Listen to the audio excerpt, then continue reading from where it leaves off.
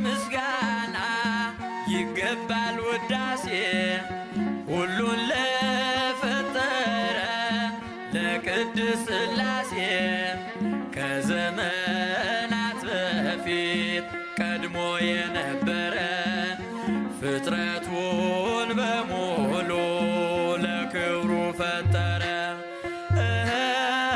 ሥላሴ ትትረመም ወትትነከር ሥላሴ